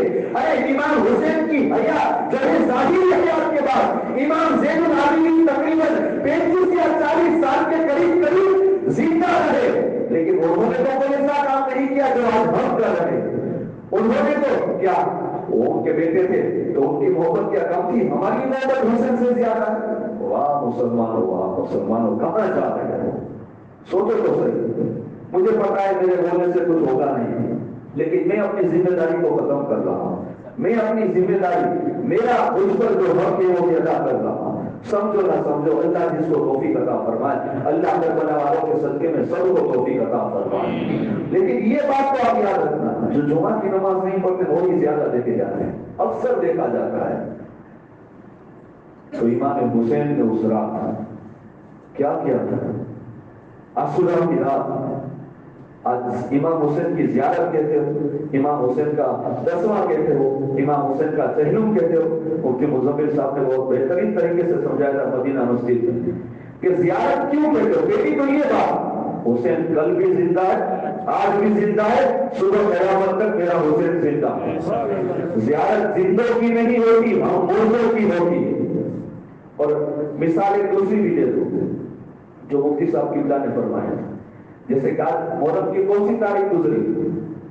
بولیے، 8ویں تاریخ گزری تاریخ 7ویں 8ویں رات ہوئی۔ یعنی 7ویں تاریخ کو اگر کسی کا انتقال ہو گیا تو زیارت کب ہوگی؟ 9 تاریخ ہوگی نا، ایک دن تک۔ اب کیا ہر محرم میں وہ گزرنے والے کی 9 تاریخ کو زیارت مناؤ گے؟ کہ 9 تاریخ کو اس کی زیارت تھی تو اس سال کی زیارت ہے۔ سفر مہینے میں اس کا چہلم آئے گا تو ہر سال آنے والے سفر مہینے میں ان کا چہلم کرو، سمجھ گئے نا؟ اور حسین تو زندہ ہے۔ وَلَا تَقُولُوا لِمَن يُقْتَلُ فِي سَبِيلِ اللَّهِ أَمْوَاتٌ بَلْ أَحْيَاءٌ وَلَٰكِن لَّا تَشْعُرُونَ۔ جو اللہ کی راہ میں قتل کیے جاتے ہیں انہیں مردہ مت کہو، وہ زندہ ہے، بلکہ اس کی زندگی کا تمہیں شعور نہیں ہے۔ آج ماں فاطمہ زہرا کی تعلیم سے ہم دور ہیں اور پھر کہتے ہیں ہمارے ساتھ ایسا ہوتا ہے، ہمارے رزق میں برکت نہیں، ہمارے دھندے چلتے نہیں۔ بھلا جو بہترین تعویذ جو ہمیں کربلا سے ملا ہے وہ نماز ہے۔ بندہ تو رب کی بارگاہ میں سر جھکا، اللہ دنیا تو تیرے لیے جھکا دے، لیکن ہے بس سنتے کپڑے جھاڑ دیتے۔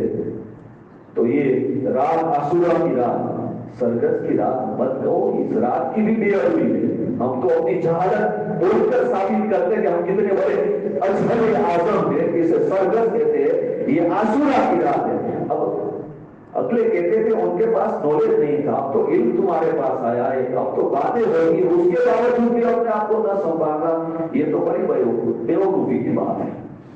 تو یہ عاشورہ کی رات کربلا کی سرزمین پر سیدہ زینب نے، حضرت شہر بانو نے، حضرت سکینہ نے، سب نے قرآن کی تلاوت کر کے گزاری۔ امام علی مقام امام حسین نے، علی اکبر نے، امام زین العابدین نے، حضرت قاسم نے، حضرت عباس علمبردار نے اس رات سجدے کر کر کے گزارے۔